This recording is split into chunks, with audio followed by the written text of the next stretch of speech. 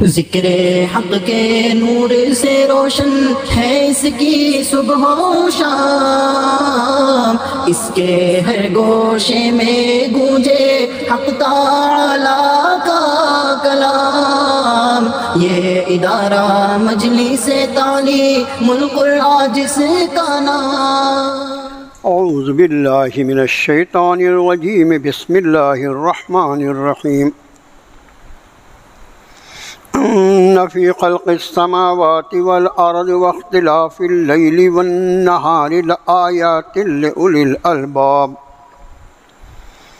الذین یذکرون اللہ قیاما وقعودا وعلی جنوبہم ویتفکرون فی خلق السماوات والارض ربنا ما خلقت هذا باطلا سبحانك فقنا عذاب النار ربنا إنك من تدخل النار فقد أخزيته وما للظالمين من أنصار ربنا إننا سمعنا مناديا ينادي للإيمان أن آمنوا بربكم فآمنا ربنا فاغفر لنا ذنوبنا وكفر عنا سيئاتنا وتوفنا مع الأبرار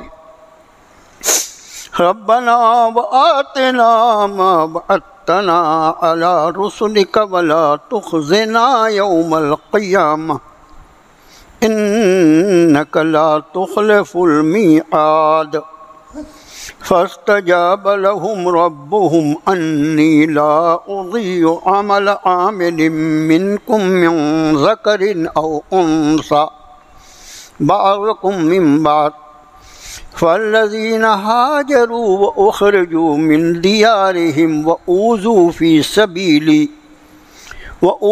في سبيلي وقاتلوا وقتلوا لأكفرن عنهم سيئاتهم وَلَأُدْخِلَنَّهُمْ جَنَّاتٍ تَجْرِي مِنْ تَحْتِهَا الْأَنْهَارُ ثَوَابًا مِنْ عِنْدِ اللَّهِ وَاللَّهُ عِنْدَهُ حُسْنُ الثَّوَابِ لَا يَغُرَّنَّكَ تَقَلُّبُ الَّذِينَ كَفَرُوا فِي الْبِلَادِ مَتَاعٌ قَلِيلٌ ثُمَّ مَأْوَاهُمْ جَهَنَّمُ وبئس المہاد لكن الذين اتقوا ربهم لهم جنات تجري من تحتها الأنهار خالدين فيها نزلا من عند الله وما عند الله خير للأبرار وَإِنَّ مِنْ أَهْلِ الْكِتَابِ لَمَنْ يُؤْمِنُ بِاللَّهِ وَمَا أُنْزِلَ إِلَيْكُمْ وَمَا أُنْزِلَ إِلَيْهِمْ خَاشِعِينَ لِلَّهِ لَا يَشْتَرُونَ بِآيَاتِ اللَّهِ ثَمَنًا قَلِيلًا أُولَئِكَ لَهُمْ أَجْرُهُمْ عِنْدَ رَبِّهِمْ إن اللہ سریع الحساب یا ایہا الذین آمنوا اصبروا وصابروا ورابطوا واتقوا اللہ لعلکم تفلحون۔ صدق اللہ العظیم۔ آمنت بما انزل اللہ من کتاب۔ 11 آیات بینات پر مشتمل قرآن پاک کے 4 پارے میں اور سورہ آل عمران کا 20واں اور اس صورت شریفہ کا آخری رکوع اس وقت اللہ کی توفیق سے آپ کو پڑھ کر سنایا گیا۔ ان آیات بینات کا ترجمہ: بے شک آسمان و زمین کی بناوٹ میں اور رات اور دن کے اختلاف میں ضرور نشانیاں ہیں عقل والوں کے لیے۔ وہ لوگ جو اللہ کا ذکر کرتے ہی رہتے ہیں، کھڑے بھی اور بیٹھے بھی اور اپنی کروٹوں پر بھی، اور وہ غور و فکر کرتے ہیں آسمان و زمین کی بناوٹ پیدائش میں، اور پھر وہ کہتے ہیں اے ہمارے رب، آپ نے انہیں غیر ضروری نہیں پیدا فرمایا، بیکار نہیں پیدا فرمایا۔ آپ کی ذات تو پاک ہے سارے عیوب سے، بس ہمیں آگ کے عذاب سے بچا دے۔ اے ہمارے رب، بے شک جسے آپ نے آگ میں داخل کیا اس کو تو آپ نے رسوا کر دیا، اور ظالموں کا کوئی مددگار نہ ہو۔ اے ہمارے رب، ہم نے سنا ایک منادی آواز لگا رہے تھے، اپنے رب پر ایمان لاؤ، ہم ایمان لائے۔ اے ہمارے رب، بخش دیجیے ہم سے ہماری گناہوں کو، دور کر دیجیے ہم سے ہماری سیئات، اور وفات دیجیے ہمیں نیک بندوں کے ساتھ۔ اے ہمارے رب، اور عطا فرمائیے ہمیں جو کچھ آپ نے وعدہ فرمایا اپنے رسولوں کے ذریعے، قیامت کے دن ہمیں ذلیل نہ فرمائیے گا۔ بے شک آپ وعدہ خلافی نہیں فرماتے۔ پھر قبول فرما لیا ان سے ان کے رب نے، فرمایا بے شک نہیں میں ضائع کرتا کسی عمل کرنے والے کے عمل کو، وہ چاہے مرد ہو یا عورت، تم ایک دوسرے کے حصہ ہو۔ پھر وہ لوگ جنہوں نے ہجرت کی اور نکالے گئے اپنے گھروں سے، اور انہیں ستایا گیا میرے راستے میں، اور انہوں نے قتال کیا اور وہ قتل کیے گئے، ضرور میں دور کر دوں گا ان سے ان کے سیئات، اور ضرور میں داخل کروں گا انہیں ایسی جنتوں میں جن کے نیچے سے نہریں جاری ہیں۔ ثواب اللہ کی بارگاہ سے، اور اللہ اسی کے پاس بہترین بدلہ ہے۔ اے نبی صلی اللہ علیہ وسلم، ان کافروں کا شہروں میں دندناتا پھرنا آپ کو کسی غلط فہمی میں مبتلا نہ کر دے۔ یہ چند دنوں کی بہار ہے، پھر ان کا ٹھکانہ جہنم ہے، اور بہت ہی برا ٹھکانہ ہے۔ ہاں، مگر وہ لوگ جنہوں نے پرہیزگاری کی اپنے رب کی، ان کے لیے جنتیں ہیں جن کے نیچے سے جاری ہیں نہریں، ہمیشہ رہیں گے ان میں۔ یہ مہمانی اللہ کی طرف سے، اور جو کچھ اللہ کے پاس ہے بہت بہتر ہے نیکوں کے لیے، نیکوکاروں کے لیے۔ اور بے شک اہل کتاب میں بھی بعض وہ ہیں جو ایمان لاتے ہیں اللہ پر، اور اس پر بھی جو کچھ نازل کیا گیا تمہاری طرف، اور اس پر بھی جو نازل کیا گیا ان کے طرف، وہ ڈرنے والے ہیں اللہ سے، نہیں بیچتے اللہ کی آیتوں کو حقیر مول میں۔ یہ وہ لوگ ہیں ان کا اجر ہے ان کے رب کے پاس، اور بے شک اللہ جلد حساب لینے والا ہے۔ اے ایمان والو، صبر کرو اور ثابت قدمی کا مظاہرہ کرو، اور دشمن سے مقابلے کے لیے تیار رہو، اور ڈرو اللہ سے تاکہ تم فلاح یاب ہو سکو۔ یہ ہے ان 11 آیات بینات کا ترجمہ جو اس وقت آپ کو پڑھ کر سنائی گئی۔ طویل رکوع ہے، دیکھیے اللہ تعالیٰ جہاں تک کی بھی توفیق عطا فرمائے وہ اس کا لحاظ کرتے ہوئے۔ پہلی آیت شریفہ میں آسمان و زمین کی تخلیق، رات اور دن کا اختلاف، اس کے لیے فرمایا آیات لأولی الالباب۔ دیکھو یہاں پر ایک لفظ استعمال ہوا، اولی الالباب۔ اولی الالباب کہا جاتا ہے عقل مند لوگوں کو۔ یہاں پر صرف بہت کوشش کریں گے اختصار کے ساتھ اللہ تعالیٰ آخری آیت تک پہنچا دے اپنے فضل سے۔ یہاں پر یہ عقل مند جو ہے اس کو اپنے ذہن میں رکھیے۔ ہم میں سے ہر شخص یہ چاہتا ہے کہ ہمارا شمار عقل مندوں میں ہو، اور صحیح بات یہ ہے کہ ہم خود کو سب سے زیادہ عقل مند سمجھتے بھی ہیں۔ برا نہ مانیں، ہر آدمی کا یہی حال ہے۔ ہمارے ایک بزرگ کہتے تھے کہ دنیا میں صرف 1.5 عقل ہے۔ 1.5 عقل ہے، 1.5 کیسے؟ ہر آدمی سمجھتا ہے کہ ایک عقل مجھے دے دی گئی اور آدھی عقل میں پوری دنیا کو تقسیم کر دیا گیا۔ عقل جو ہے یہ وہ نعمت ہے کہ ہر آدمی چاہتا ہے کہ اس کا مجھ سے واسطہ رہے، میں عقل مندوں میں میرا شمار ہوں۔ آج کی درس کا پہلا جو مضمون ہے وہ ہے کہ عقل مند کون؟ فرمایا الذین یذکرون اللہ قیاما وقعودا وعلی جنوبہم، وہ لوگ جو کھڑے بیٹھے اور اپنی کروٹوں پر اللہ کو یاد کرتے رہتے ہیں۔ وَيَتَفَكَّرُونَ فِي خَلْقِ السَّمَاوَاتِ وَالْأَرْضِ، اور آسمان و زمین کی تخلیق میں، اس کی بناوٹ میں وہ غور و فکر کرتے رہتے ہیں۔ ہمارے ہاں ذکر اللہ کا ذکر، اس پر تو بہت زور دیا جاتا ہے اور دیا جانا چاہیے، ہم بھی انشاءاللہ بھی زور دیں گے اس پر کچھ نہ کچھ۔ لیکن یہاں پر اہل عقل کی دو صفات بیان کی قرآن نے۔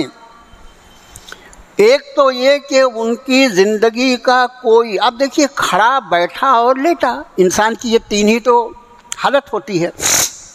اب جو چلنے والا معاملہ جو ہے، چلنے والا جو وہ کھڑے حالت میں آدمی چلتا ہے، بیٹھے بیٹھے بھی نہیں چلتا، اس لیے چلنا جو ہے وہ کھڑے میں خود بخود شامل ہے۔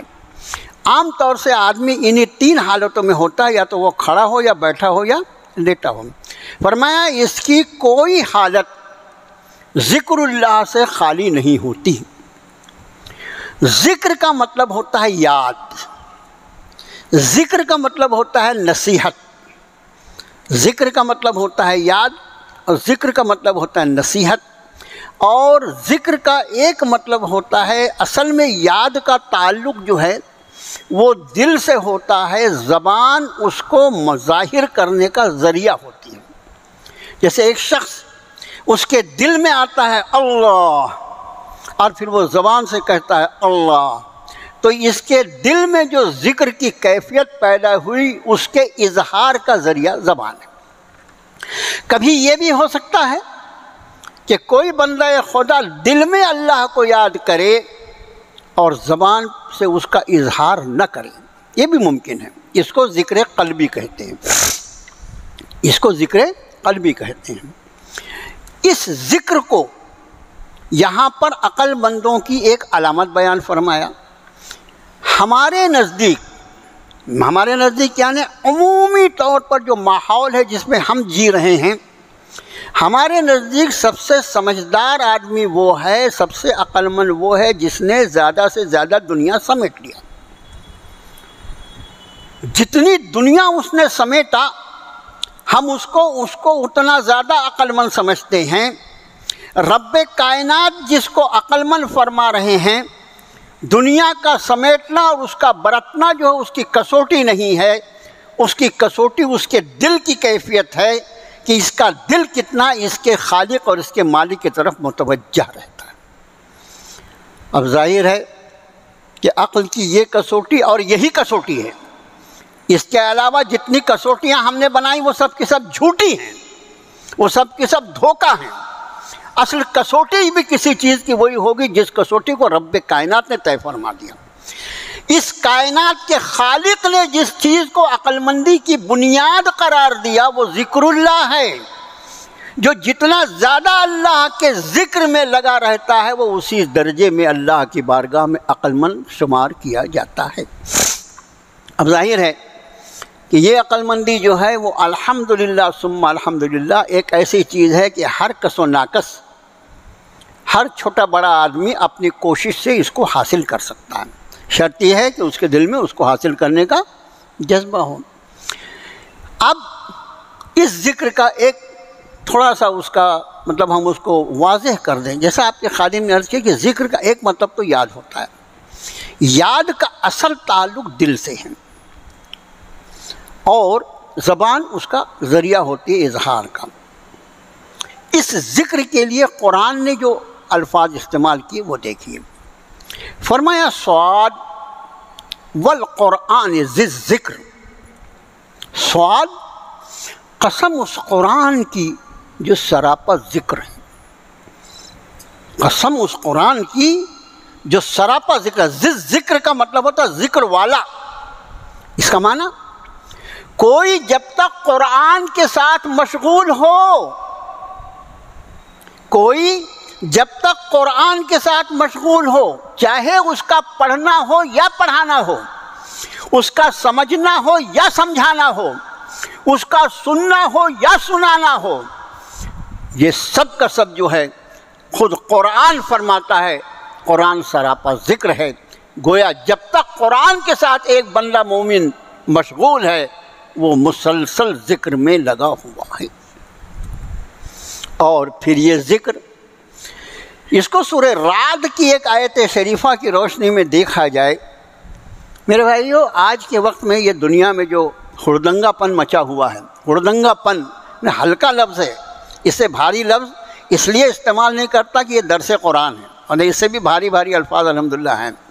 یہ جو ہردنگا پن پوری دنیا میں مچا ہوا ہے، اس کے پیچھے معلوم ہے آپ کو کیا ہے؟ اس سب کے پیچھے انسان کے قلب کے سکون کی تلاش ہے۔ تھوڑا میں توجہ چاہوں گا آپ کی سب چیزوں کے پیچھے۔ اس وقت لوگ عام طور سے سمجھتے ہیں کہ دنیا میں جو سب سے بڑا بیوپار ہوتا ہے وہ سونے کا ہوتا ہے، یہ غلط ہے۔ اعداد شمار کی روشنی میں دنیا میں سب سے بڑا بیوپار، جو سب سے بڑا انویسٹمنٹ ہے، وہ ہے نشہ آور چیزوں کا۔ آپ دیکھیے سونے کا ریٹ اور وہ جو ایم ڈی فروخت ہوتی ہے بازاروں میں، اس کا ریٹ دیکھو، 1 اور 1000 کا فرق ہے اس کے ریٹ میں۔ یہ نشہ آور چیزیں کیوں آدمی اس کا عادی ہوا؟ تھوڑی دیر کے لیے وہ نشے والی چیز کا استعمال کر کے، وہ چھوٹی بڑی 10 چیزیں ہیں، ہم اور آپ دعا کریں اللہ تعالیٰ پوری امت مسلمہ کی مکمل طور پر نشہ آور چیزوں سے حفاظت فرمائے۔ صرف اس کا استعمال حرام نہیں، بلکہ اس کے استعمال سے عقل اور ہوش کو کھو کر آدمی ایمان کو چھوڑ کر کفر کی وادی میں چھلانگ لگا سکتا ہے۔ اتنی خطرناک چیزیں ہیں یہ۔ اور سب سے بڑا تجارت جو سب سے بڑی ہو رہی ہے دنیا میں اس کی، کیوں؟ اس لیے کہ دنیا کا بہت بڑا حصہ جو ہے، اس کو شیطان نے اس کے دماغ میں یہ بات بٹھا دیا ہے کہ تیرے دل کو سکون اگر مل سکتا ہے تو صرف نشے سے مل سکتا ہے۔ میرے بھائیو، اس کا معنی یہ کہ اس وقت دنیا کی سب سے بڑی کھوج کی، جو کھوج کا عنوان اور دنیا کی سب سے بڑی ضرورت جو ہے، وہ ہے سکون قلب۔ اور رب تعالیٰ ارشاد فرماتے ہیں الذین آمنوا وتطمئن قلوبهم بذکر اللہ الا بذکر اللہ تطمئن القلوب۔ وہ لوگ جو ایمان لے آئے، وہ لوگ جو ایمان، الذین آمنوا وتطمئن قلوبهم بذکر اللہ، اور ان کے دلوں کو اللہ کے ذکر سے اطمینان ہو گیا، ان کے دلوں کو سکون میسر آ گیا، ان کے دل پرسکون ہو گئے، اس لیے کہ اس قلب کی دھڑکنوں کو جاری کرنے والے اللہ کا اس نے نام لیا، اس کے ذکر سے اپنے آپ کو سجایا، اور اس ذکر اللہ نے اس کے دل کو اطمینان قلب کی دولت سے سرفراز کر دیا۔ الذین آمنوا وتطمئن قلوبهم بذکر اللہ، الا خبردار، سنو سنو سنو، بذکر اللہ تطمئن القلوب، اللہ کے ذکر سے ہی دلوں کو اطمینان حاصل ہوگا۔ یہ ہے وہ دولت جس کو رب نے فرمایا عقل مند وہ لوگ ہیں جو کھڑے بھی بیٹھے بھی اور اپنی کروٹوں میں بھی اللہ کا ذکر کرتے ہیں، اللہ کو یاد کرتے رہتے ہیں۔ وَيَتَفَكَّرُونَ فِي خَلْقِ السَّمَاوَاتِ، اس طرف میں آپ کو ذرا زیادہ متوجہ کرنا چاہوں گا، اور وہ غور و فکر کرتے ہیں زمین و آسمان کی تخلیق پر۔ اس کا مطلب یہاں عقل مند کی 2 پہچان اللہ نے بتائی ہے، ایک وہ ذاکر ہے، ذکر کرنے والا ہے، اور دوسرا وہ فکر کرنے والا ہے۔ ذکر اور فکر، یہ دونوں صفات جس بندے میں موجود ہوں وہ اللہ کے نزدیک عقل مند۔ ہمارے یہاں میں نے ایک بات عرض کیا، ذکر اس پر بہت ہائی لائٹ ہونا چاہیے، اور الحمدللہ کسی درجے میں ہوتا ہے، لیکن اس کے ساتھ یہاں پر وَيَتَفَكَّرُونَ فِي خَلْقِ السَّمَاوَاتِ وَالْأَرْضِ، وہ آسمان و زمین کی تخلیق پر غور کرتا ہے، اور اس کے بعد نتیجے پہ کہاں پہنچتا ہے؟ ربنا ما خلقت ھذا باطلا، اے ہمارے رب، آپ نے ان چیزوں کو بیکار نہیں پیدا کیا، بے مقصد نہیں پیدا کیا۔ اور کیسے آپ کوئی چیز بے مقصد بنا سکتے ہیں؟ اس لیے سبحانک، آپ کی ذات تو سارے عیوب سے پاک ہے۔ فقنا عذاب النار، اے ہمارے رب بس ہمیں آگ کے عذاب سے بچا لیجئے جو ہماری سب سے بڑی ضرورت ہے۔ اب یہ فکر جس کو ہم غور و فکر کہتے ہیں، بس غور اور فکر دونوں لفظ قرآن کے ہیں، دونوں لفظ قرآن۔ غور کا مطلب ہوتا ہے بہت اندر تک جانا، غور کا مطلب ہوتا ہے بہت اندر تک جانا، اور فکر کا مطلب سوچنا۔ مومن کا کام جو ہوتا ہے وہ یہ کہ اللہ کا ذکر کرے اور اللہ کی مخلوقات کو دیکھ کر وہ فکر کرے۔ یہاں ایک بات بہت مشہور مقولہ ہے، بہت مشہور ہے، وہ حدیث نہیں ہے، بعض لوگ اس کو حدیث کہتے ہیں، وہ صرف ایک عربی کا مقولہ ہے۔ فرمایا کسی بڑے اہل بصیرت نے، جس کو بڑی اللہ نے انہیں کہنا چاہیے کہ بالغ نگاہی عطا فرمائی ہوگی، انہوں نے کہا کہ تفکروا فی آیات اللہ، تفکروا فی آیات اللہ، اللہ کی آیتوں میں، اللہ کی نشانیوں میں غور کرو۔ ولا تتفکروا فی ذات اللہ، بڑا سوچنے کا جیسا ہے، تفکروا فی آیات اللہ ولا تتفکروا فی ذات اللہ، اللہ کی نشانیوں میں جو تمہارے آزو بازو اللہ کی مختلف مخلوقات ہیں ان پر غور و فکر کرو۔ ولا تتفکروا فی ذات اللہ، اللہ کی ذات میں غور و فکر نہیں کرنا، اللہ کی ذات میں غور و فکر نہیں کرنا، اس لیے کہ اللہ کی ذات عالی جو ہے وہ ہماری فکر، ہماری سمجھ، ہماری عقل سے وراء الورا ہے۔ صرف اس کی تخلیقات جو ہے، اور ان تخلیقات میں جو اس نے اتنی ساری نشانیاں رکھی ہیں کہ مخلوق کو دیکھ کر عقل مند آدمی کو اس کے خالق کا پتہ معلوم ہو جاتا ہے۔ موجودات کو دیکھ کر ایک سمجھدار آدمی کی نگاہیں اس کے موجد کی طرف جاتی ہیں، تدبیرات کے اس نظام کائنات کو دیکھ کر اس کی نگاہ اس مدبر حقیقی پر جاتی ہے جو ان تدبیرات کا فرمانے والا ہے۔ اور پھر آج کے زمانے میں سائنس اور ٹیکنالوجی کی جو ترقیات ہیں، روز نئی نئی جو ایجادات اور معلومات انسان کے سامنے آتی ہیں، انسانی عقل حیران اور ششدر رہ جاتی ہے، ایسا لگتا ہے کہ جیسے آج ہی سے ابھی ایجادات اور معلومات کا سلسلہ شروع ہونے والا۔ روزانہ ایسی چیزیں سامنے آتی ہیں۔ تو یہاں پر جو بات اس وقت ہمارے اور آپ کے لیے قابل لحاظ ہے وہ ذکر اور فکر۔ فکر جو ہے وہ اللہ کی کائنات میں ہو، اللہ کی ذات میں نہ ہو، اور ذکر کوشش کیجئے، یہ ایک دم نہیں ہوتا، بلکہ صحیح بات عرض کروں کیا؟ صحیح بات یہ ہے کہ کسی ایسے آدمی کی صحبت جس کے دل کو اللہ نے مسلسل ذکر اللہ کی توفیق عطا فرمائی ہے، ایسے لوگوں کی صحبت جو ہے وہ ہمارے لیے ہمارے قلب میں ذکر کی کیفیت پیدا کرنے میں بہت نفع بخش ہوتی ہے۔ حضرات صحابہ کرام رضوان اللہ تعالی علیہم اجمعین کو جو یہ مقام عالی حاصل ہوا، اس کی وجہ یہ ہے کہ ان پر وہ نورانی کرنیں پڑیں جو قلب رسول سے نکل رہی تھیں، جس سے زیادہ نورانی کرنیں پھر دنیا میں وجود میں آ ہی نہیں سکتی، اس لیے صحابہ ہوئے۔ تو میرے بھائیوں، اس کا خیال رہیں، ہم کن لوگوں کے ساتھ رہتے ہیں اس کا بھی خیال ہے۔ اگر ذاکرین کے ساتھ رہو گے تو انشاءاللہ ذاکر بن جاؤ گے، لیکن اگر اللہ نہ کرے غافلین کی صحبت میں رہتے ہو تو تمہیں غافل ہونے سے بھی کوئی نہیں بچا سکے گا۔ اللہ میری اور آپ کی حفاظت فرمائے۔ اب اس کے بعد دعا کا سلسلہ شروع ہوتا ہے، ربنا انک من تدخل النار فقد اخزیت، اے ہمارے رب، آپ نے جس کو جہنم میں داخل کیا اس کو تو آپ نے رسوا کر دی، وما للظالمین من انصار، اسے ظالموں کا کوئی مدد نہیں۔ سب سے بڑی رسوائی دخول جہنم ہے، اور سب سے بڑی عزت اللہ کی بارگاہ سے مغفرتوں کا پروانہ مل جانا ہے۔ ہم عزت اور ذلت کا سارا معیار دنیا کو سمجھ رکھے ہوئے ہیں۔ قرآن کی روشنی میں دیکھیں، رب نے فرمایا انما یخشی اللہ من عبادہ العلماء، آیت شریفہ کو انما یخشی اللہ من عبادہ العلماء، در حقیقت اللہ سے ڈرنے کا حق وہ ادا کرتے ہیں جو علم والے بندے ہیں۔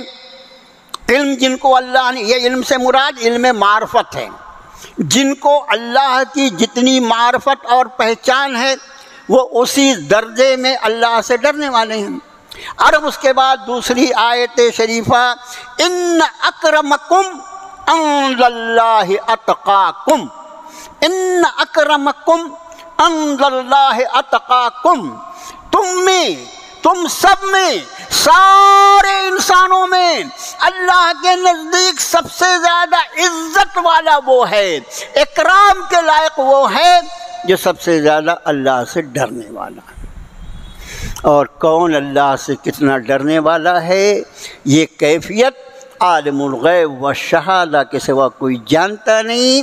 اس لیے بجائے یہ کہ دوسرا کتنا اللہ سے ڈرنے والا ہے، اس سے زیادہ بہتر ہے کہ اپنے دل کی فکر کریں، ہمارے دلوں میں کتنا اللہ کا خوف اور اللہ کا ادب اور اللہ کے احکام کی قدر ہے۔ اپنے دلوں کی اگر ہم خبر لیں تو یہ ہمارے کام کی چیز ہوگی۔ ساری دنیا کے قلوب کو اگر ہم ناپتے کھڑے رہیں گے ہمارے لیے کوئی فائدہ نہیں ہوگا، بلکہ لوگوں کے بارے میں بدگمان ہونے کے گناہ ہمارے نام اعمال میں آنے کی بہت چانسز۔ آگے ارشاد فرمایا اگلی آیت میں، ربنا اننا سمعنا منادیا ینادی للایمان، اے پروردگار ہمارے، ہم نے سنا ایک آواز لگانے والے۔ کون ہے یہ جناب رسول اللہ صلی اللہ علیہ وسلم۔ 1500 سال پہلے جناب رسول اللہ صلی اللہ علیہ وآلہ وسلم نے صفا کی پہاڑی پر کھڑے ہو کر یہ ارشاد فرمایا تھا، یا ایھا الناس قولوا لا الہ الا اللہ تفلحوا، اے لوگو کہو اللہ کے سوا کوئی معبود نہیں ہے، تم کامیاب ہو جاؤ۔ یہ اس منادی کی آواز جس کو پہنچانے کا رب نے ایسا غیبی انتظام فرمایا، جس طرح اس نے اذان ابراہیمی کے لیے انتظام فرمایا تھا، اس سے بھی زیادہ زبردست انتظام اپنے آخری نبی جناب محمد رسول اللہ صلی اللہ علیہ وسلم کی اس دعوت ایمانی کو انسانیت تک پہنچانے کا انتظام فرمایا۔ آپ کا خادم اس کے پہلے بھی عرض کر چکا اور آج بھی عرض کرتا ہے بلا خوف تردید کہ آپ ذرا زمانے میں وہ تقریباً 10 سے 12 ہزار سال کا زمانہ جو سیدنا آدم علیہ نبینا الصلاۃ والسلام سے جناب محمد الرسول اللہ صلی اللہ علیہ وسلم تک ہے، اور اس کے بعد وہ 1500 کا زمانہ جو نبی کریم صلی اللہ علیہ وسلم کی ذات عالی سے آج تک کا ہے۔ ان دونوں زمانوں میں سائنس اور ٹیکنالوجی کی ترقیات، انسان کو میسر آنے والی زندگی کی آسانیوں کی فہرست آپ دیکھیں کہ وہ پورا 10 سے 12 ہزار سال کا جو دور ہے وہ پورا دور وہی اونٹ اور گھوڑا اور وہی سانڈنی سوار اور اونٹ سوار اور گھوڑ سوار، پورا دور اس پر چلتا رہا۔ اور اس کے بعد کیا جناب محمد الرسول اللہ صلی اللہ علیہ وسلم کو مبعوث فرمایا، اور اس کے بعد ایسے اپنے خزانوں کو کھول دیا انسانیت کے لیے کہ ہر صبح ایک نئی چیز ایجاد ہوتی ہے اور شام تک وہ پرانی ہو کے اس کے بعد کوئی نئی چیز آ جاتی ہے۔ یہ سب اس لیے ہے کہ آپ خاتم الانبیاء ہیں، یہ سب اس لیے ہے کہ آپ کے بعد کوئی نبی آنے والا نہیں ہے۔ اگر آپ خاتم الانبیاء نہ ہوتے، میں اللہ کی قسم کھا کے کہہ سکتا ہوں آج بھی زمانہ اسی گھوڑے اور اونٹ پہ چلتا رہتا، لیکن چونکہ آپ خاتم الانبیاء ہیں، آپ کی دعوت اب قیامت تک آنے والے انسانوں کے لیے ان کی صلاح اور فلاح کی بنیاد ہے۔ اس لیے اس اپنے نبی کی دعوت کو پہنچانے کے لیے غیبی انتظام فرمایا، وہ ٹیکنالوجی عطا فرما دی اس انسان کو کہ ایک دنیا کے کسی حصے میں کوئی آدمی کوئی بات کہے اور منٹوں اور سیکنڈوں میں ساری دنیا میں بات سنی اور دیکھی جاتی ہے۔ یہ سب کچھ جو ملا ہے یہ خدا کی قسم قدم رسول کا صدقہ ہے۔ اگر میرے رسول آخری نبی نہ ہوتے تو یہ ساری چیزیں تم کو بھی میسر نہیں آتی۔ اس لیے کہ اپنے نبی کی دعوت قیامت کے دن تک اس پوری پھیلی ہوئی دنیا میں جتنے انسان آنے والے ہیں ان سب کے کانوں تک پہنچانا مقصود ہے۔ اس لیے ساری نعمتیں اللہ نے ہم کو اور آپ کو عطا فرمائیں۔ ربنا اننا سمعنا منادیا ینادی للایمان، ہمارے رب ہم نے سنا ایک آواز لگانے والے ایمان کی آواز لگا رہے تھے، ان آمنوا بربکم، لوگو اپنے رب پر ایمان لاؤ، فآمنا، ہم ایمان لے آئے، ربنا فاغفر لنا ذنوبنا، اے ہمارے رب ہمارے ذنوب کو معاف فرما دیجئے، وکفر عنا سیئاتنا، اور ہم سے ہمارے سیئات کو دور فرما دیجئے، وتوفنا مع الابرار، اور ہمیں وفات دیجئے نیک بندوں کے ساتھ۔ میرے بھائیو، یہاں پر دو لفظ استعمال ہوئے، ایک ذنوب اور سیئات۔ ذنوب اس کا ہم لوگ ترجمہ اردو زبان جو ہے اس کی تنگ دامنی ہے، ذنوب کا بھی ترجمہ ہم گناہ کرتے ہیں، سیئات کا بھی ترجمہ ہم گناہ کرتے ہیں، ہمارے پاس کوئی دوسرا لفظ نہیں ہے۔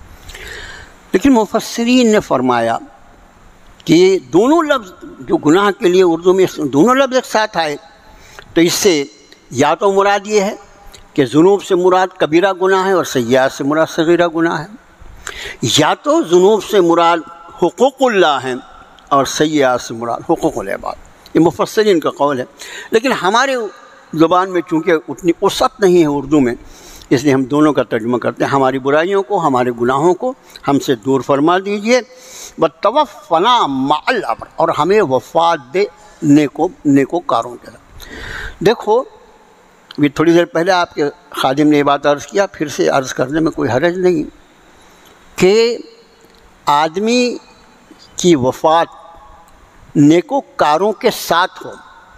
اس سے مفسرین نے معنی یہ بیان کیا کہ میرا حشر جو ہے وہ تیرے نیک بندوں کے ساتھ، اور یہ نیک لوگوں کے ساتھ ہمارا حشر ہونا یہ کتنا اہم ہے، اس کا انداز کرنے کے لیے آپ کو توجہ میں ایک دعا کی طرف کروانا چاہوں گا۔ یہ سیدنا یوسف علیہ نبی علیہ الصلوۃ والسلام، الکریم ابن الکریم ابن الکریم ابن الکریم، یہ وہ پیغمبر ہیں جن کے لیے اللہ کے رسول صلی اللہ علیہ وسلم فرماتے ہیں وہ عزت والا، وہ عزت والے کا بیٹا، وہ عزت والے کا پوتا، اور وہ عزت والے کا پر پوتا۔ 4 نسل میں دیکھو، حضرت یوسف بن یعقوب بن اسحاق بن ابراہیم، 4 نسل میں نبوت ہے، اور جو کچھ حضرت یوسف کو اللہ نے عطا فرمایا وہ سورہ یوسف الحمدللہ ہم اور آپ نے پڑھی ہے، اللہ کے توفیق سے معلوم ہے۔ حضرت یوسف علیہ نبی علیہ الصلوۃ والسلام کی حیات طیبہ کا آخری دور ہے، اور حضرت یوسف دعا فرما رہے ہیں، رب قد آتیتنی من الملک، رب قد آتیتنی من الملک وعلمتنی من تاویل الاحادیث، اے میرے رب آپ نے مجھے ملک عطا فرمایا، بادشاہت عطا فرمایا، اور تعبیر حدیث، خواب کی تعبیر کا علم عطا فرمایا۔ فاطر السماوات والارض، اے آسمان و زمین کے کھولنے والے، اے آسمان و زمین کے پیدا کرنے والے، توفنی انت ولی فی الدنیا والآخرہ، بس تو ہی میرا ولی ہے، تو ہی میرا کارساز ہے اس دنیا میں بھی اور آخرت میں بھی، انت ولی فی الدنیا والآخرہ، تو ہی میرا کارساز ہے دنیا میں بھی اور آخرت میں بھی، توفنی مسلمان، مجھے وفات دے حالت اسلام پر۔ پیغمبر وقت دعا کر رہے ہیں، توفنی مسلمون والحقنی بالصالحین، مجھے وفات دے حالت اسلام پر اور مجھے ملا دے تیرے نیک بندوں کا۔ وہی دعا رب کائنات نے یہاں ہم کو سکھلائی، توفنا مع الابرار، اے ہمارے رب ہماری وفات ہو نیکوکاروں کے ساتھ، یعنی اب ظاہر ہے نیکوکاروں میں رہیں گے تو نیکوکاروں کے ساتھ وفات ہوگی، اس ماحول میں وفات ہوگی۔ ارے آزو بازو نیک رہیں گے، ہمارا آخری وقت آئے گا تو کلمے کی تلقین بھی کر دیں گے، اور کہیں خدا نہ خواستہ اللہ کے غداروں اور ان کے دشمنوں کے درمیان موت کا وقت آیا تو کوئی کلمے کی تلقین کرنے والا بھی نہ ہوگا، توفنا مع الابرار، ہماری وفات نیکوکاروں کے ساتھ کیجیے، اور ظاہر ہے جب نیکوکاروں کے ساتھ وفات ہوگی تو انہیں کے ساتھ حشر بھی ہوگا۔ ربنا وآتنا ما وعدتنا علی رسلک، اے ہمارے رب وہ سب کچھ عطا فرما دیجئے جس کا وعدہ آپ نے اپنے رسولوں کے ذریعے کیا، ولا تخزنا یوم القیامہ، اور قیامت کے دن رسوا مت کر۔ آج میرا کوئی عیبوں سے تو بھرا ہوا ہے، عیبوں سے تو بھرے ہوئے ہیں۔ اس ستار العیوب نے ستاری کا معاملہ فرمایا ہے کہ بچائے ہوئے ہیں لوگوں کی نگاہوں سے، لیکن میرا کوئی ایک عیب صرف اتنے لوگوں کے سامنے کھل جائے اور میں یہاں ذلیل ہو جاؤں اتنی لوگوں کی نگاہوں میں کبھی برداشت نہیں کروں گا، اور ظاہر ہے کوئی شخص بھی برداشت نہیں کرے گا۔ لوگوں، چند نگاہوں میں ذلیل ہونے سے اتنا ڈر لگتا ہے، اور جب ساری انسانیت کی نگاہوں کے سامنے ہمارا حشر و حساب ہوگا، اس دن کی ذلت کی تم فکر کیوں نہیں کرتے؟ اس دن کی ذلت کی فکر کیوں نہیں کرتے؟ یہی طریقہ ہے، یہی دعائیں، یہی بچا سکیں گی اس دن کی ذلت سے۔ ولا تخزنا یوم القیامہ، قیامت کے دل ذلیل مت کرنا، اس لیے کہ اوپر یہ بات رب تعالیٰ نے خود ہی فرمایا ہے کہ ربنا انک من تدخل النار فقد اخزیتہ، اے پروردگارہ جس کو آپ نے آگ میں داخل کیا اس کو تو آپ نے رسوا کر دیا، اور پھر یہاں اس رسوائی سے آدمی پناہ مانگ رہا ہے۔ اس کا معنی یہ ہے کہ حشر کی رسوائی سے بھی بچا لینا اور جہنم کے داخلے سے بھی اپنی حفاظت۔ آگے حصہ چلتا ہے، فاستجاب لهم ربهم، قبول فرما لیا رب نے ان کی دعاؤں کو، انی لا اضیع عمل عامل منکم من ذکر و انثی، میں تم میں سے کسی عمل کرنے والے کے عمل کو ضائع نہیں کرتا، وہ چاہے مرد ہو یا عورت، بعضکم من بعض، تم تو ایک دوسرے کے حصہ ہو۔ یہاں پر وقت اتنا نہیں ہے، عجیب مضمون ہے۔ جس وقت قرآن شریف نازل ہوا نا، قرآن شریف نازل ہوا تو بلاد عرب میں عورت کی کیا قیمت تھی وہ تو آپ کو معلوم ہے، جانتے ہیں۔ یورپ کی پارلیمنٹ میں ان دنوں میں، 1500 سال پہلے کی بات، ان دنوں میں یورپ کی پارلیمنٹ میں یہ مضمون زیر بحث تھا کہ عورت انسان بھی ہے یا نہیں، عورت انسان بھی ہے یا نہیں۔ اور یہ روم جس کے فلاسفر بہت مشہور ہیں، ان کے نزدیک یہ بات تھی کہ عورت کے اندر جو روح ہے وہ جانوروں سے ذرا بڑھ کر اور مردوں سے ذرا کم تر وہ روح پائی جاتی، یعنی جانوروں سے تھوڑی ٹھیک مخلوق ہے لیکن آدمیوں سے کم۔ استغفر اللہ۔ رب نے فرمایا بعضکم من بعض، مرد ہو عورت ہو تم تو ایک دوسرے کا حصہ ہو۔ انشاءاللہ اگلی صورت شریفہ صورت النساء شروع ہوگی، وہاں بھی یہ مضمون آئے گا۔ میرے بھائیو، یہاں پر کسی مرد کو مرد ہونے کی وجہ سے کوئی فضیلت حاصل نہیں، الا اس فضیلت کے جو رب نے فرمایا کہ الرجال قوامون علی النساء، اللہ نے مردوں کو عورتوں پر نگراں بنایا ہے، یہ تو رب تعالیٰ نے اس کو فضیلت عطا فرمائی۔ لیکن نگراں ہونے کے بعد بھی اعمال کے اعتبار سے من عمل صالحا من ذکر او انثی وہو مومن فلنحیینہ، جس کسی نے نیک عمل کیا، جس کسی نے نیک عمل کیا، من عمل صالحا من ذکر او انثی وہو مومن، اس کا مومن ہونا شرط ہے، وہ چاہے مرد ہو یا عورت ہو، فلنحیینہ حیاتا طیبہ ولنجزینہم اجرہم بحسن ما کانوا یعملون، اس کے نیک عمل کا بدلہ اس کو دیا جائے گا۔ ایسا نہیں ہوگا کہ شوہر بہت نیک اور پرہیزگار ہے اور خدا نخواستہ عورت بیچاری جو اس درجے کی نہیں ہے تو اس کی وجہ سے شوہر کا اکاؤنٹ ادھر آ جائے، یا عورت بہت نیک اور صالح ہے اور شوہر جو اس درجے کا نہیں ہے تو اس کا ادھر چلا جائے، یوں تو نہیں ہوگا۔ جو جو عمل کرے گا اس کو پورا پورا اجر اس کو دیا جائے گا، مگر یہاں ایک فٹ نوٹ یاد رکھو، دلچسپ بات ہے، دلچسپ بات ہے، یہ جو یہاں کا نکاح کا رشتہ ہے نا، یہ رشتہ جنت میں بھی قائم رہے گا۔ اسی لیے کسی کو دعا دینا تو اس کو دعا دے جائیں جی اللہ تعالیٰ تیرا رشتہ زوجیت جو ہے یہاں سے جنت تک قائم رکھے، لیکن بنیاد ایمان اور عمل صالح، ورنہ یہ سمجھ لو کہ نبی کی بیویاں بھی جہنم رسید کر دی جائے گی۔ قرآن اس پر گواہ ہے۔ قرآن نے اگر یہ بات نہ فرمائی ہوتی تو لوگ ہم کو ادھیڑ کے رکھ دیتے نا، نبی کی بیوی کو جہنم میں جانے کی بات کرتا ہے، لیکن قرآن نے کہا نا کیا کرے گا تو یہ رشتہ نکاح قائم۔ اب میں آپ سے ایک بات عرض کرتا ہوں کہ رشتہ نکاح قائم ہے تو ظاہر ہے کہ میاں بیوی دونوں جنت میں ہوں گے، ایک جگہ ہوں گے، ایک ہی درجے میں ہوں گے۔ کیا ایسا ممکن ہے کہ کوئی دو افراد، یعنی ایک میاں اور ایک بیوی، دونوں اپنی نیکیوں کے اعتبار سے بالکل برابر ہیں؟ ایسا ممکن ہے کیا؟ ممکن نہیں ہے، امپاسبل ایٹ آل۔ ارے دونوں کی زندگیاں الگ الگ ہوں گی، دونوں کا طرز الگ ہوگا، دونوں کا سب کچھ الگ رہتا ہے، کبھی یہ نہیں ہو سکتا کہ ایک مرد اور ایک عورت بالکل اتنا ہی، کہ اس کی نیکیاں بھی 10,000 ٹن ہیں اور اس کی بھی نیکیاں 10,000 ٹن ہیں، ایسا ہو ہی نہیں سکتا۔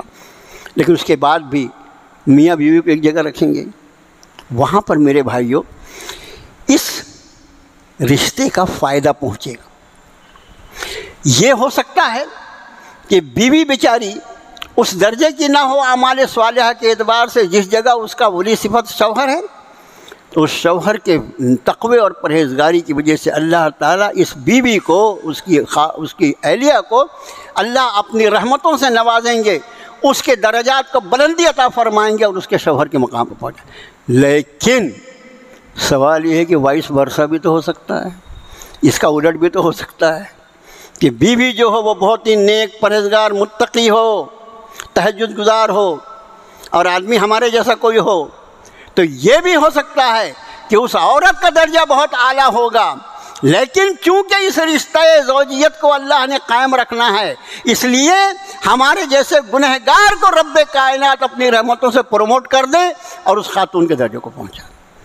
یہ چیز جو ہے ایک حقیقت ہے ایسی مسلم جس کا کوئی انکار نہیں کر سکتا۔ اور اس کو اگر دیکھنا ہو تو ایک بات دیکھیے، حضرات انبیاء علی نبینا علیہ الصلوۃ والسلام، وہ تو مقام نبوت پر فائز ہے نا، نبی تو کوئی اور ہو ہی نہیں سکتا، لیکن ان کی ازواج، ظاہر ہے کہ ان کے ازواج مطہرات بھی ان کے ساتھ ہوں گی، ہر چند کے وہ نبی نہیں ہیں۔ فرمایا بعضکم من بعض، تم ایک دوسرے کا حصہ ہو۔ اب اس کے بعد فالذین ہاجروا وَأُخْرِجُوا مِن دِيَارِهِمْ وَأُوذُوا فِي سَبِيلِي وَقَاتَلُوا وَقَتَلُوا لَأُكَفِّرَنَّ عَنْهُمْ سَيِّئَاتِهِمْ، اور وہ لوگ جنہوں نے ہجرت کی، یہاں سے صحابہ کا تذکرہ ہے، اور وہ نکالے گئے اپنے گھروں سے اور انہیں ستایا گیا میرے راستے میں، اور انہوں نے قتال کیا، وَقَتَلُوا، اور وہ قتل کیے گئے، لَأُكَفِّرَنَّ عَنْهُمْ سَيِّئَاتِهِمْ، ضرور میں معاف کر دوں گا ان کے سیئات کو، وَلَأُدْخِلَنَّهُمْ جَنَّاتٍ تَجْرِي مِن تَحْتِهَا الْأَنْهَارُ، اور انہیں داخل کروں گا ایسی جنتوں میں جن کے نیچے نہریں۔ مفسرین فرماتے ہی حضرات صحابہ ہیں جس کے لیے قرآن نے فرمایا لَأُكَفِّرَنَّ عَنْهُمْ سَيِّئَاتِهِمْ، میں ضرور بالضرور ان کے سیئات کو معاف۔ اس کا معنی یہ صحابہ انسان ہیں، انسان خطا اور نسیان سے خالی نہیں ہو سکتا، بھول چوک فطرت انسانی کا حصہ ہے، حضرات صحابہ سے ہونا بھی قدرتی بات ہے، لیکن رب نے فرمایا ان سب کو میں نے معاف کر دیا۔ گویا اس آیت شریفہ کی روشنی میں سارے کے سارے اصحاب رسول جو ہیں وہ مغفور ہیں، ان کی مغفرت کی جا چکی ہے، ان کے سیئات کو رب کائنات نے معاف کرنے کا اعلان فرما دیا۔ گویا جب ان کی ساری بھول چوک کو اللہ نے معاف فرما دیا، اب امت کو حق نہیں باقی رہ گیا کہ اس بھول چوک کو عنوان بنا کر ان کے تعلق سے اپنی زبان کھولنے کی ہمت۔ صحابہ کے بارے میں بہت احتیاط ضروری ہے۔ آگے فرمایا ثوابا من عند اللہ، یہ ثواب ہے اللہ کی طرف سے، واللہ عندہ حسن الثواب، اور اللہ اسی کے پاس بہترین بدلہ۔ ثواب کا مطلب ہوتا ہے بدلہ۔ زمین پر اے نبی صلی اللہ علیہ وسلم لا یغرنک، یہ کا جو ہے یہ واحد کی ضمیر ہے، اس لیے اس کا ترجمہ اے نبی صلی اللہ علیہ وسلم ان کافروں کا زمین پہ دندناتے ہوئے پھرنا آپ کو کسی غلط فہمی میں مبتلا نہ کر دے۔ اس لیے یہ متاع قلیل، متاع قلیل کا لفظی ترجمہ ہوتا ہے فائدہ تھوڑا، لفظی ترجمہ لیکن اس کا ترجمہ حضرت مولانا خالد سیف اللہ رحمانی مدد العالی نے فرمایا، بڑا پیارا لفظ، چند دنوں کی بہار، چند دنوں کی بہار۔ دیکھو دنیا جو ہے یہ خود فانی ہے، فنا ہو جانے والی ہے، تو یہاں کی جو آسائشیں ہوں گی وہ کب باقی رہنے والی ہوں گی؟ اچھا دنیا تو کافی بوڑھی بھی ہو گئی ہے عمر کے حساب سے، اور اب قریب الختم ہے بیچاری یہ، لیکن خود ہم یا یہ شخص جو اس کی آسائشوں میں پڑا ہے وہ آسائشیں کتنے دن اٹھانے والا ہے؟ اس لیے فرمایا متاع قلیل، کسی کو اللہ تعالیٰ کچھ بھی عطا فرما دے دنیا کے اعتبار سے، اور اگر ایمان اور عمل صالح سے وہ خالی ہے تو بس یہ چند دنوں کی بہار ہے۔ لیکن اگر ایمان کی دولت کے ساتھ اللہ نے دنیا کی آسائشیں عطا فرمائی ہیں تو یہ اللہ کی عطا در عطا ہے اس بندہ مومن کے لیے، مزید شکر در شکر کا موقع ہے۔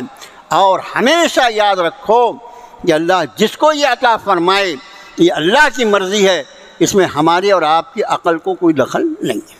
آگے ارشاد فرمایا، لیکن وہ لوگ جنہوں نے پرہیزگاری اختیار کی اپنے رب کی، ان کے لیے جنتیں ہیں جن کے نیچے جاری ہیں نہریں، ہمیشہ رہیں گے اس نے۔ نزلم من عند اللہ، نزلم میں اللہ کی طرف سے مہمانی ہے، مہمانی یعنی جنت کی مہمانی فرما رہے ہیں۔ تو میزبان کون ہے؟ میزبان کون ہے؟ اللہ۔ اللہ کی ذات جب میزبان ہو تو مہمان کی بھی کیا مہمانی کی جائے گی ذرا، اس لیے نزلم من عند اللہ، اللہ کی طرف سے مہمانی ہے۔ وما عند اللہ خیر للابرار، جو کچھ اللہ کے پاس ہے نا وہ نیکوکاروں کے لیے بہت بہتر ہے۔ ایمان والا اس دنیا کو، دنیا سے عداوت نہیں۔ حضرت شیخ عبد القادر جیلانی رحمۃ اللہ علیہ فرماتے ہیں کہ دنیا اگر تجھے میسر آ جائے، دنیا اگر تجھے میسر آ جائے تو تو دنیا پر زین کس لے، جیسے جانور پہ زین کستے نا اس کو قابو، تو دنیا پر زین کس لے، اس پر سوار ہو جا، اس کو اپنے پیروں کے نیچے کچل دے، آگے دنیا اس پر پوری طرح قابو اختیار کر لے۔ حضرت نے لیکن کیا بات فرمائی، مگر اپنے دل کو اللہ کے لیے خاص رکھنا، اس دنیا کو تیرے دل پہ سوار مت ہونے دینا۔ خالی قلب کو اللہ کے ذکر کے لیے خاص رکھنا، قلب کو وہ اللہ کا مقام ہے اللہ کے لیے خاص رکھنا، اور دنیا میسر آ جائے تو دنیا کو جتنا حلال طریقے پر استعمال کر سکتا ہے تجھ کو اللہ نے اجازت دی ہے، حلال کی حدود سے آگے مت بڑھنا، جتنا استعمال کرے سب اجازت ہے، مگر اپنے دل کو جو ہے وہ اس دنیا کے اثر سے محفوظ رکھنا۔ اور پھر آگے وہ ارشاد فرماتے ہیں، کیا مثال بیان فرمائی، انہوں نے بیان فرمایا کہ کشتی جو ہے اس کے لیے پانی اشد ضروری ہے، اس لیے کشتی تو بغیر پانی کے چل ہی نہیں سکتی، لیکن یہ پانی صرف اس وقت تک کشتی کے لیے مفید ہوتا ہے جب تک یہ کشتی کے نیچے رہے، اگر یہی پانی کشتی میں داخل ہو جائے تو اسی کشتی کو ڈبونے کا سبب بن جائے گا۔ اس لیے تو اس دنیا کو خوب استعمال کرنا، لیکن جیسے پانی کو کشتی سے دور رکھا جاتا ہے اس دنیا کو اپنے قلب سے دور رکھنا، اپنے قلب پر دنیا کو سوار مت ہونے دینا۔ آگے ارشاد فرمایا، پھر اہل کتاب کا تذکرہ ہے، لیکن سامنے گھڑی بھی ہے، تو اہل کتاب کا تذکرہ ہے کہ اہل کتاب میں سے بھی جو ایمان لائیں اور آپ صلی اللہ علیہ وسلم کی دعوت پہ لبیک کہیں تو ان کو وہی اجر اور بدلہ ملے گا جو اور اہل ایمان کو ملے گا۔ آخری آیت شریفہ پہ کچھ بات عرض کرنی ہے وقت کا لحاظ کرتے ہوئے، یا ایھا الذین آمنوا اصبروا وصابروا ورابطوا واتقوا اللہ لعلکم تفلحون۔ یہ سورہ آل عمران کی سب سے آخر آیت ہے، آیت کا نمبر بھی 200 ہے، مطلب یہ سورۃ شریفہ جو ہے یہ 200 آیات پر مشتمل ہے۔ اس آیت کا ترجمہ ذرا سماعت فرمائیے، اے ایمان والو صبر کرو، یہاں تک سمجھ میں آ گیا، وصابروا اور مقابلے میں بھی صبر کرو، ورابطوا اور مقابلے کے لیے تیار رہوں۔ یہ تینوں الفاظ کو اللہ کرے کہ میں عرض کر سکوں۔ ایک تو صبر جو ہے، صبر کی 3 منزلیں، 3 جو درجات ہیں وہ بہت الحمدللہ سارے اہل ایمان کو جاننا چاہیے۔ ایک صبر ہے اللہ کی نافرمانیوں سے بچنے پر، بچنے کے لیے صبر کی ضرورت ہوتی ہے۔ دوسرا صبر ہے اللہ کی فرما برداریاں کرنے کے لیے نفس پر جو بوجھ پڑتا ہے اس کو قبول کرنا، وہ صبر ہے۔ اور تیسرا صبر ہے اللہ کی طرف سے کوئی مصائب، کوئی پریشانی آ جائے اس پر صبر کرنا، یہ اللہ کی طرف سے میرے اللہ نے بھیجا ہے، میرا اللہ دور کر دے گا، ٹھیک ہے، یہ صبر ہے۔ ہر مومن کی زندگی میں یہ ضروری ہے۔ پھر اس برو کے بعد وہ صابرو ہے۔ یہ صابرو جو ہے، یہ لفظ جو ہے یہ اصل میں مصابرہ ایک لفظ ہے۔ مصابرہ کا مطلب ہوتا ہے مقابلے میں صبر کرنا۔ صبر کرنا یہ تو انفرادی صبر ہے، لیکن مصابرہ جو ہوتا ہے، یہاں پر ایک بات عرض کریں کہ میم سے شروع ہو کر اور ہے پر ختم ہونے والے عربی کے اکثر الفاظ، اس کا ایک خاص وزن ہے گرامر کے اعتبار سے، بڑا لطیف انداز ہے، یہ یاد رکھ لیں گے آپ۔ میم سے شروع ہو کر ہے پر ختم ہونے والے الفاظ جو ہوتے ہیں وہ ہمیشہ اس میں دو لوگ ضروری ہوتے ہیں، وہ کبھی سنگولر کے لیے استعمال نہیں ہو سکتا۔ دیکھیے چند الفاظ، مصافحہ، ہاتھ ملانا، اکیلا ہاتھ ملاتے کیا؟ ہاتھ ملا رہا ہوں، دو آدمی ہونا نا، مصافحہ۔ مقابلہ، اکیلے سے مقابلہ کرے گا، سامنے بھی ایک ہونا۔ مناظرہ، کسے کرے گا مناظرہ؟ سامنے کوئی ہو جو اس سے مناظرہ کرے گا نا۔ مباحثہ، کس سے بحث کرے گا؟ سامنے کوئی ہوگا نا۔ اسی طرح سے معانقہ یعنی گلے ملنا، یعنی گلے ملنا۔ ہم جو ملتے ہیں نا عید پر، وہ معانقہ نہیں رہتا، وہ مصادرہ رہتا ہے، سینے سے سینہ ملاتا ہے، 1 2 3۔ ارے معانقہ کا مطلب ہے عنق، کس کو بولتے ہیں؟ گردن کو۔ ہم جیسے کسی بچے کو اپنے گلے لگا لیتے ہیں نا، تو اس کو معانقہ کہا جاتا ہے، اس میں بھی دو لوگ ہونا۔ اسی طرح مصابرہ ہے، میم سے شروع ہو کر ہے پہ ختم ہونے والے الفاظ جو ہوتے ہیں وہ کبھی سنگولر میں نہیں چلتے، ہمیشہ ڈبل ہونا، اس میں کم سے کم 2 ہونا۔ تو مصابرہ جو ہے اس کا معنی ہی ہوتا ہے مد مقابل کے سامنے صبر کرو۔ ظاہر ہے یہ کس سے ہوگا؟ اسلام دشمن عناصر سے مقابلہ ہوگا، اور اس وقت تم کو ثابت قدم رہنا پڑے گا۔ اس لیے اصبرو، صبر کرو، اور ثابت قدم رہو۔ ثابت قدم رہو سے مراد جو دشمنان اسلام کی طرف سے جو سازشیں اور جو تکلیفیں ہیں اس پر ثابت قدم رہو۔ ورابطو، رابطو کا بھی اصل لفظ ہے مرابطہ، جیسے وہ مصابرہ، اس کا بھی اصل لفظ ہے مرابطہ، اور مرابطہ کا مطلب ہوتا ہے دشمن سے مقابلے کے لیے تیار رہو۔ کامٹی میں جب یہ صورت شریفہ ختم ہوئی تو میں نے ایک بات عرض کیا، جتنی دینی جماعتیں کام کر رہی ہیں تعلیم القرآن سمیت، وہ سب کے سب اس پہ غور کریں کہ مرابطہ ہے کیا اپنے یہاں۔ دشمن سے مقابلے کے لیے تیار رہو۔ کون تمہارا دشمن ہے، کتنے دشمنوں سے تمہارا سامنا ہے، اس کو طے کرنا پڑے گا اللہ کی کتاب کی روشنی میں۔ تمہارا دشمن تمہارا نفس، تمہارا دشمن شیطان، تمہارا نفس غیر مومن، یہ تینوں دشمنوں کی دشمنی کو قرآن طے کرتا ہے۔ ان تینوں دشمنوں سے مرابطہ، ان کے مقابلے کے لیے تیار رہو۔ نفس کے مقابلے کے لیے تیار رہو، شیطان سے مقابلے کے لیے تیار رہو، اور دشمنان اسلام سے مقابلے کے لیے تیار رہو۔ قرآن کا حکم ہے سورہ آل عمران کی آخری آیت میں، کتنا کیا ہے دینی تنظیموں اور دینی جماعتوں نے، سب کے سب اپنا محاسبہ کریں۔